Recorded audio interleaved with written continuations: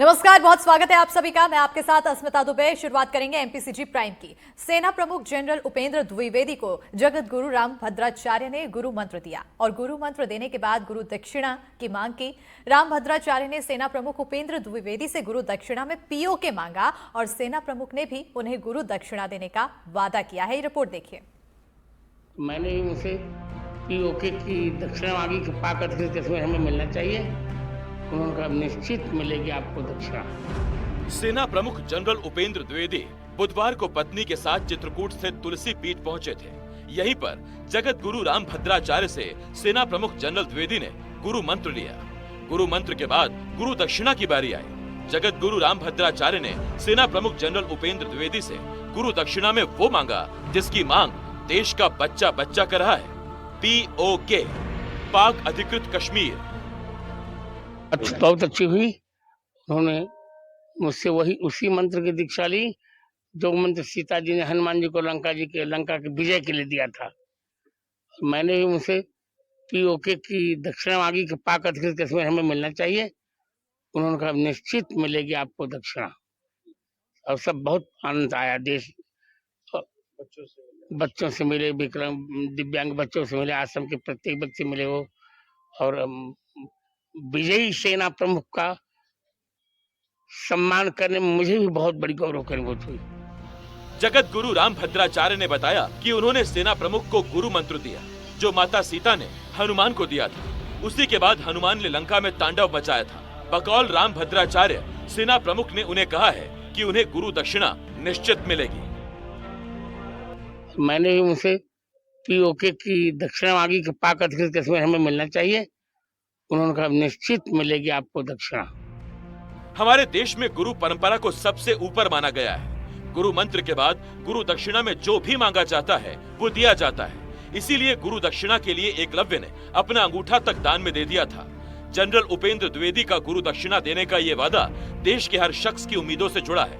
जिस दिन ये वादा पूरा होगा, ये सिर्फ राम भद्राचार्य नहीं, पूरे देश के लिए गुरु दक्षिणा होगी। एनडीटीवी के लिए सतना से ज्ञान शुक्ला की रिपोर्ट। हनीमून के लिए मेघालय गए इंदौर के राजा और सोनम के लापता होने की मिस्ट्री उलझती जा रही है। 6 से 7 दिन बीत जाने के बाद भी मेघालय पुलिस के हाथ खाली हैं। इंदौर में दोनों के परिवार के लोग परेशान हैं।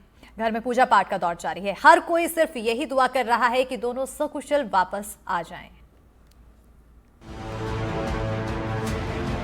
23 मई को मेघालय के चेरापूंजी से गायब हुए इंदौर के राजा रघुवंशी और सोनम का अभी तक कोई सुराग नहीं मिल पाया है।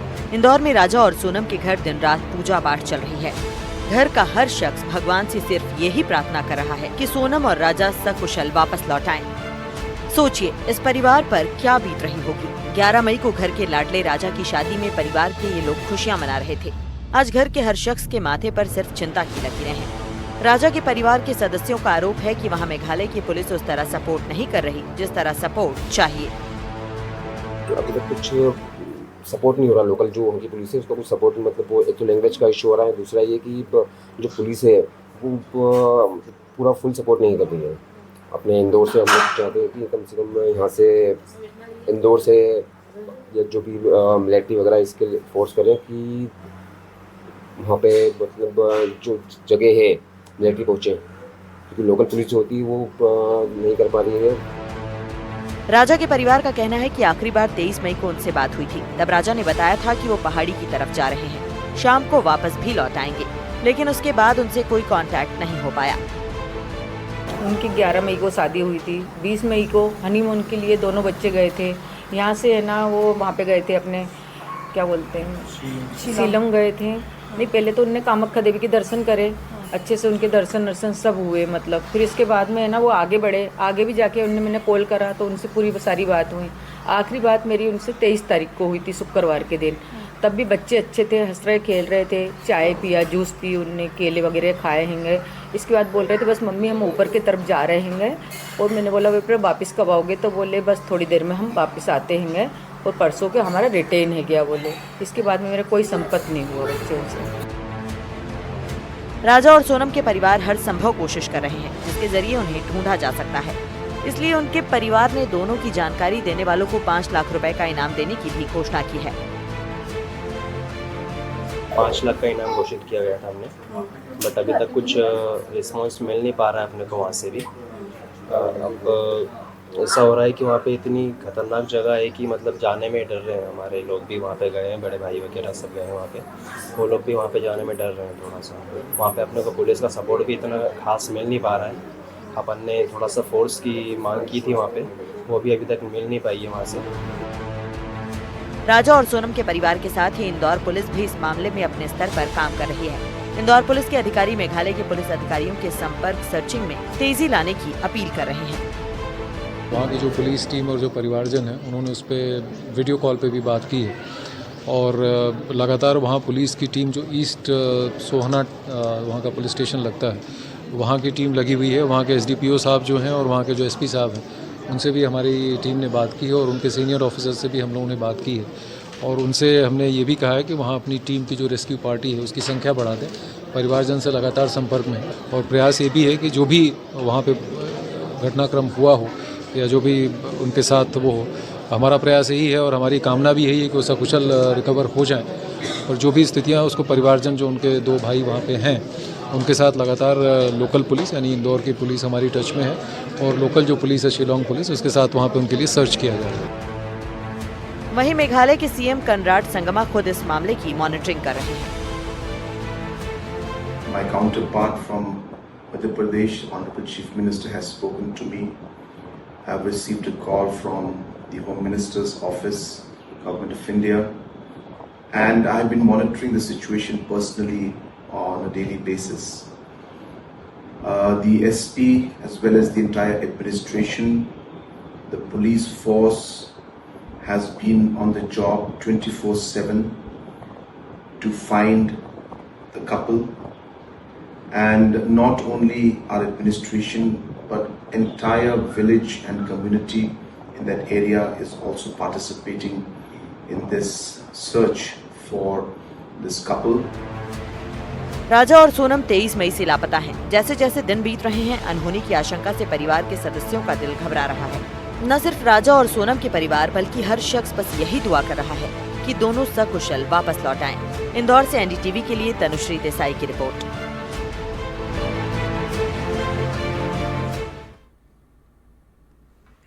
इंदौर में शूटिंग एकेडमी के संचालक मोहसिन खान की मुश्किलें बढ़ गई है। मोहसिन पर एक और केस दर्ज होते ही FIR की संख्या अब 6 हो गई है, तो वहीं मोहसिन के पुश्तैनी मकान पर भी बुलडोजर एक्शन की तैयारी की जा रही है। इंदौर में शूटिंग एकेडमी की आड़ में लड़कियों से छेड़छाड़ और शोषण के आरोपी मोहसिन खान की मुश्किलें बढ़ती जा रही हैं। आरोपी मोहसिन के महू स्थित पुश्तैनी मकान पर बुलडोजर चलाने की तैयारी की जा रही है।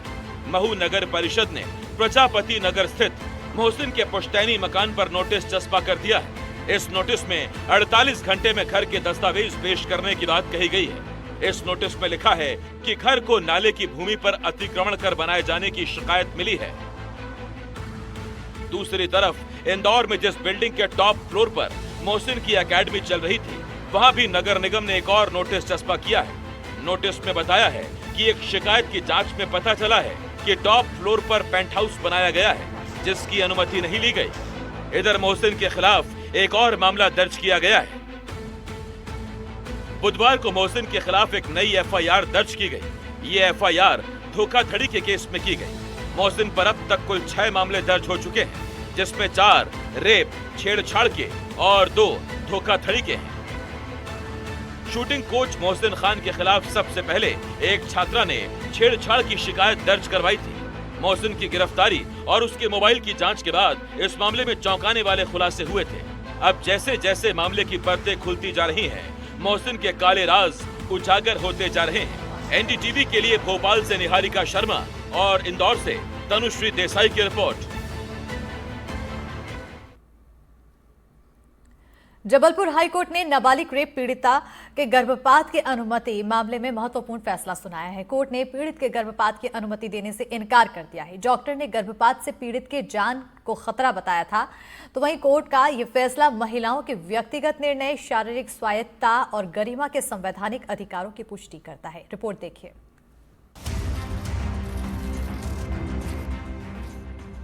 मध्य प्रदेश हाईकोर्ट जबलपुर के जस्टिस विनय सराफ की एकल पीठ ने नाबालिग रेप पीड़ित के मामले में एक ऐतिहासिक फैसला सुनाया है। कोर्ट ने नाबालिग रेप पीड़ित के गर्भपात की अनुमति देने से इनकार कर दिया। दरअसल मंडला जिला अस्पताल के स्त्री रोग विशेषज्ञ ने गर्भपात के दौरान पीड़ित की जान को खतरा बताया था, जिसे देखते हुए पीड़ित और उसके माता पिता ने बच्चे को जन्म देने की इच्छा जताई थी। दोनों की इच्छा और सुरक्षा को देखते हुए कोर्ट ने ये फैसला सुनाया है।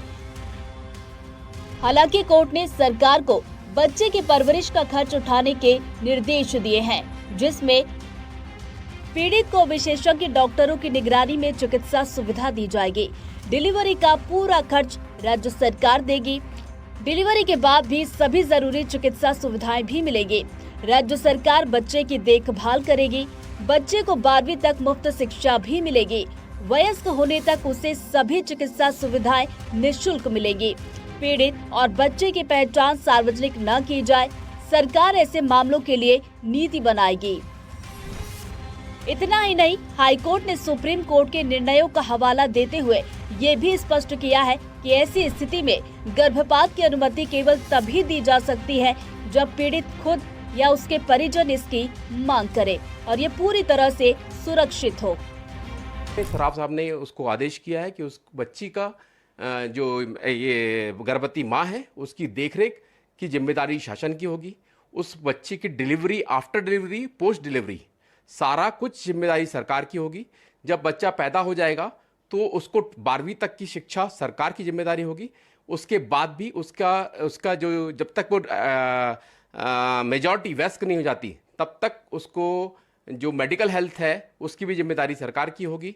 और सरकार को इसके अलावा उन्होंने जैसे और भी मामलों में ऐसा आता है अगर सामने, तो उसके लिए सरकार को एक नियम बनाना चाहिए, एक पॉलिसी बनाना चाहिए, योजना बनाना चाहिए कि ऐसे बच्चों के साथ कैसे उनकी देखरेख, उनकी पढ़ाई, उनके रहन सहन, उनके खान पान की सेफ्टी और सिक्योरिटी हो सके। कोर्ट का ये फैसला ऐतिहासिक और ऐसे दूसरे मामलों के लिए एक नज़ीर का काम करेगी। कोर्ट के मुताबिक अब राज्य सरकार को ऐसे मामलों के लिए एक अलग नियम भी बनाना होगा ताकि पीड़ित लोगों को ज्यादा सफर न करना पड़े। बलात्कार के बाद एक लड़की बहुत मानसिक आघात में होती है। उसे ये भी डर रहता है कि आखिर उसके होने वाले बच्चे का क्या होगा। इस फैसले के बाद अब सरकार उसकी मदद करेगी और बहुत जल्द मध्य प्रदेश में इस तरह की नीति भी बनाई जाएगी, जिसके लिए उच्च न्यायालय ने आदेशित किया है। वीरेंद्र शर्मा के साथ संजीव चौधरी, एनडीटीवी के लिए। अंबिकापुर में एक होटल में 35 से 40 महिलाएं और बच्चों के मिलने से हड़कंप मच गया। मौके पर पुलिस पहुंची और पूछताछ की गई तो जो सच्चाई सामने आई वो हैरान कर देने वाली थी। ये रिपोर्ट देखिए। अंबिकापुर के एक होटल में 15 दिनों से 35 से 40 महिलाएं और कुछ बच्चे रुके हुए थे। एक साथ बड़ी संख्या में इतनी महिलाओं का बच्चों के साथ यहां आना और एक ही होटल में रुकना, ये मामला थोड़ा संदिग्ध था। पुलिस को सूचना मिली तो होटल में दबिश दी गई। यह हालात देखकर पुलिस भी हैरान थी। पूछताछ में पता चला कि सभी महिलाएं राजस्थान के पाली से छत्तीसगढ़ के अंबिकापुर आई थी। ज्यादातर महिलाओं के पास से पुलिस को वैध दस्तावेज नहीं मिले। पूछताछ में पता चला कि महिलाएं भिक्षावृत्ति के काम से जुड़ी हुई थी और सरगुजा और आसपास के इलाकों में सड़कों और ट्रैफिक सिग्नल पर भीख मांगने के लिए राजस्थान से छत्तीसगढ़ आई थी। कोतवाली क्षेत्र में कुछ बाहर के मुसाफिर होने की सूचना मीडिया के माध्यम से प्राप्त हुई थी, जिसको की तस्दीक करवाया गया। उसमें कुछ महिलाएं और बच्चे जो हैं वो थाना कोतवाली क्षेत्र के एक होटल में बिना थाने में मुसाफिरी दर्ज करवाए रुके हुए थे, जिसको कि महिला थाना प्रभारी और थाना कोतवाली की टीम भेज करके उसमें जांच करवाई गई। जांच में उनके आधार कार्ड का पता किया गया, जिसमें कि वो राजस्थान, मैक्सिमम लोग राजस्थान क्षेत्र के रहने वाले ही ये पता चला। इन महिलाओं के खिलाफ कोई लिखित शिकायत नहीं थी, इसीलिए इन्हें मुसाफिरी दर्ज कराने की हिदायत देकर वापस राजस्थान के पाली भेज दिया गया है। कि अंबिकापुर में लगभग 15 दिनों से राजस्थान से आए 30 से 40 की संख्या में महिला बच्चे थे जो अंबिकापुर के विभिन्न गांवों में अवैध वसूली कर रहे थे, जिसकी जानकारी जब पुलिस को हुई तो पुलिस ने इस पूरे मामले की जांच की। जांच में पता चला कि अंबिकापुर के दिल्ली होटल में ये रुके हुए थे, लेकिन अंबिकापुर कोतवाली में इसकी कोई भी जानकारी उनके द्वारा नहीं दी गई थी। अंततः पुलिस ने उन्हें कल पकड़ा, जिसके बाद उनकी लीगल डॉक्यूमेंट की जांच की। जांच में पता चला कि वो राजस्थान के पाली जिले के रहने वाले हैं, लेकिन मुसाफिर खाना या कि मुसाफिर दर्ज थाने में नहीं करवाए हैं। अंततः पुलिस ने एसपी के निर्देश पर सभियों को अंततः राजस्थान वापस भेज दिया है। अंबिकापुर से एनटीवी के लिए रोमी सिद्दीकी। प्याज के बम्पर आवक ने किसानों की परेशानी बढ़ा दी है। नीमच में प्याज मंडी में किसान 2 से 3 रुपए किलो तक में प्याज बेच रहे हैं। फसल की लागत छोड़िए, प्याज को मंडी तक लाने का भाड़ा भी नहीं निकल पा रहा है। किसान इतने परेशान हैं कि मंडी में ही प्याज फेंक कर घर चले गए। रिपोर्ट देखिए।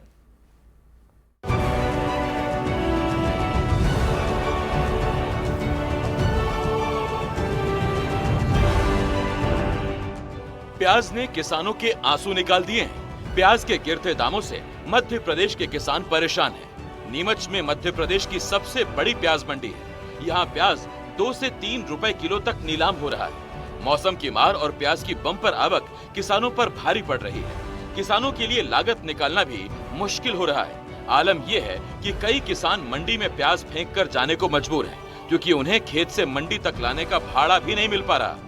प्याज बेचने के लिए आए हैं हम यहाँ मंडी में, नीमच मंडी में, और ट्रैक्टर लेके आए हम। ट्रैक्टर का 7,000 का खर्चा है ट्रैक्टर यहाँ लाने ले जाने का, और प्याज बिक रहा है 1 रुपये 10 पैसे हमारे प्याज की बोली लगी है। तो करीबन 30 क्विंटल प्याज होंगे, 30 क्विंटल के 3200-3300 रुपये आएंगे हमारे, और 7,000 का तो हम लाने में खर्चा हो गया, और फिर बाद में खेत का खर्चा तो अलग ही है। तो इस खर्चे हम क्या करें हम, इसीलिए हम तो वापस से बोली को कैंसिल करवा के घर लेके जा रहे हैं। गाय भैंस को खिलाएंगे। हरा चारा भी 3 रुपए किलो मिल रहा है, तो क्योंकि हमारा प्याज ही खाए और क्या। अरे किसान आज छोड़ के भग गए, क्योंकि वापस उठाने का खर्चा भी ज़्यादा आ रहा, तो इसीलिए छोड़ के ही भग गए। करीबन 7-8 ढेर तो ऐसे ही पड़े जो छोड़ के चले गए वो अभी तक।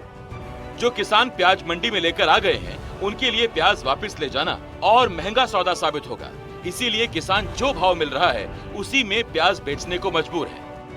नीमच मंडी प्याज लेकर आया हूँ मैं। यहाँ पे 1 रुपये किलो से बोली स्टार्ट हो रही है। कुछ ढेर छोड़ के जा रहे हैं लोग और कुछ दे रहे हैं, मजबूरी है, उसको डांडे खिलाने अच्छा है। सरकार कुछ ध्यान दे इसके ऊपर। आप कितना प्याज लेके आए? मैं 30 बोरी के लगभग लेके आया हूँ नीमच मंडी में। माल 4 रुपये किलो बिक रहा है। नीमच मंडी के निरीक्षक समीर दास ने बताया कि राजस्थान और महाराष्ट्र में प्याज की अधिक आवक और खपत कम होने के कारण ये स्थिति उत्पन्न हुई है। लगभग नीमच मंडी में आज जो है 800 कट्टे की आवक है, और अगर भाव की बात करें तो लगभग 150 रुपये क्विंटल से 1100 रुपये क्विंटल तक आज ये बिका है प्याज वाले व्यापारियों से चर्चा हो रही थी, तो उन्होंने यही बताया कि इस बार हर बार जो है राजस्थान के जोधपुर और अन्य क्षेत्रों में जहाँ प्याज जो है पैदा कम होता है, परंतु इस बार वहाँ पर प्याज की बहु आयात में उत्पादन हुआ है। साथ ही मध्य प्रदेश में भी काफ़ी उत्पादन हुआ है, तो ये इस उत्पादन के कारण ही कहीं ना कहीं भाव जो है ये भी कम जा रहे हैं। प्याज के गिरते दामों का ये संकट सिर्फ मध्य प्रदेश नहीं बल्कि पूरे देश के किसानों के सामने है। प्याज के गिरते भाव ने किसानों की आंखों से आंसू निकाल दिए। अगर जल्द भाव में तेजी नहीं आई तो प्याज उत्पादक किसानों के सामने बड़ा संकट खड़ा हो जाएगा। नीमच से एनडीटीवी के लिए विजित राव की रिपोर्ट। 31 मई को इंदौर देश के उन शहरों में शामिल होने जा रहा है जिन्हें मेट्रोपॉलिटन का तमगा दिया जाता है। प्रधानमंत्री नरेंद्र मोदी इंदौर मेट्रो को हरी झंडी दिखाएंगे, जिसके बाद मेट्रो पटरियों पर दौड़ती हुई नजर आएगी। कुल मिलाकर अब इंदौरियों को लंबे इंतजार का फल मिलने वाला है। देश का सबसे स्वच्छ शहर इंदौर एक नए युग में प्रवेश करने जा रहा है। प्रधानमंत्री नरेंद्र मोदी 31 मई 2025 को वर्चुअली इंदौर मेट्रो के सुपर प्रायोरिटी कॉरिडोर पर यात्री सेवा का शुभारंभ करेंगे। यह लगभग 6 किलोमीटर का हिस्सा येलो लाइन का सुपर प्रायोरिटी कॉरिडोर है। इसमें 5 स्टेशन गांधीनगर स्टेशन सहित सुपर कॉरिडोर का 6th, 5th, 4th और 3rd स्टेशन शामिल है। यह कॉरिडोर ट्रैफिक और प्रदूषण कम करेगा, साथ ही यात्रियों को आरामदायक सफर भी प्रदान करेगा। मुझे बहुत अच्छा लग रहा है कि हमारा जो इंदौर है उसमें मेट्रो शुरू होने जा रहा है और इसका फायदा हर यहाँ का रहवासी उठाएगा, क्योंकि मेट्रो शुरू होते ही हमारे डिस्टेंस जितने भी बड़े हो रहे हैं, बस से हम ट्रैवल कर रहे हैं, ओला उबर जो भी है, ऑटो, वो से ना करके हम मेट्रो से करेंगे और ये मेट्रो के शुरू होने से डिस्टेंस ऐसे ही बहुत कम हो जाएंगे। साथ में हम एसी की सुविधाएं ले पाएंगे। इस तरह के बहुत अच्छे फायदे रहेंगे। एक तो हमारा जो टिकट का चार्ज है वो भी बहुत कम हो जाएगा। इंदौर मेट्रो का यह सुपर प्रायोरिटी कॉरिडोर न केवल तकनीकी दृष्टि से महत्वपूर्ण है, बल्कि इंदौर की आधुनिकता की ओर बढ़ती दिशा का भी प्रतीक है। अब यात्रियों को दूसरी जगह पहुंचने में न केवल कम समय लगेगा, बल्कि उनका खर्चा भी बचेगा। आने वाले 2028 ईहस के पहले इंदौर को अत्याधुनिक बनाने की दिशा में और ट्रैफिक को कम करने के लिए यह एक महत्वपूर्ण कदम है। तरक्की पे जा रहा है। हमारा पहले ही इंदौर शहर एक मुंबई सिटी के रूप में जाना जाता है और अब इसको बहुत तरक्की हो रही है, तो यहाँ सभी लोगों की, आम लोगों की और सभी लोगों के लिए बहुत अच्छी सुविधाएं उपलब्ध करा रही हैं। केंद्र सरकार की तरफ से ये योजना बहुत आगे चलकर लोगों को बहुत फ़ायदा होगा। इस साल ट्रैफिक जाम से आम लोगों को आने जाने की सुविधाओं में, बहुत सारी चीज़ों में आप लोगों को सभी लोगों को बहुत फ़ायदा होगा। इंदौर मेट्रो की कई बातें उसे खास बनाती है। मेट्रो में वातानुकूलित, प्रदूषण रहित आधुनिक कोच रहेंगे। एक ट्रेन की यात्री क्षमता लगभग 980 यात्रियों की होगी। सभी स्टेशनों पर लिफ्ट, एस्केलेटर लगाए गए हैं। दिव्यांगजनों के लिए ब्रेल लिपि और स्पर्शनीय टाइल लगाई गई है। सभी स्टेशन व डिपो पर सीसीटीवी कैमरे और अग्निशमन उपकरण है। यात्रियों की सुरक्षा हेतु आपातकालीन बटन और इंटरकॉम भी है। दृष्टिहीन यात्रियों के लिए ऑडियो अनाउंसमेंट प्रणाली, व्हील चेयर, बैठने की सुविधा, शौचालय, पीने का पानी सभी उपलब्ध है। QR आधारित ticketing, AI tracking, control centre भी है। सुविधाओं को देख युवाओं का भी कहना है कि अब वे समय से काम पर पहुंच पाएंगे, क्योंकि यह एक ऐसा एरिया है जहां पर कई बड़े IT ऑफिस है और कॉलेज बने हुए हैं, जिसके चलते यहां पर हजारों लोग रोज आना जाना करते हैं। बढ़िया चीज़ करी गई है सरकार के द्वारा। यहाँ पे हमें सुविधा काफ़ी मिल रही है। ऊपर से अगर वो मेट्रो हो जाएगी तो आपकी समय की भी बचत होगी। आप जहाँ पहुँचना चाहते हैं समय से पहले पहुँचेंगे। 31 मई को होने वाला कार्यक्रम महिला सशक्तिकरण पर आधारित है, जिसके चलते इंदौर की मेट्रो में भी पहला सफर महिलाएं करेंगी। इंदौर में कार्यक्रम को लेकर तैयारियां पूरी कर ली गई हैं।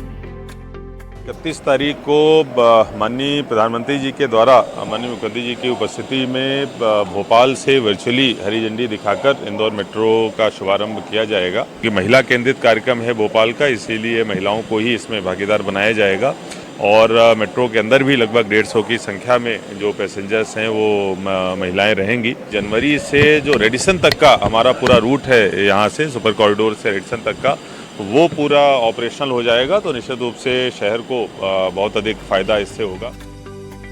इंदौर मेट्रो का निर्माण कार्य 21 अगस्त 2019 से शुरू हुआ।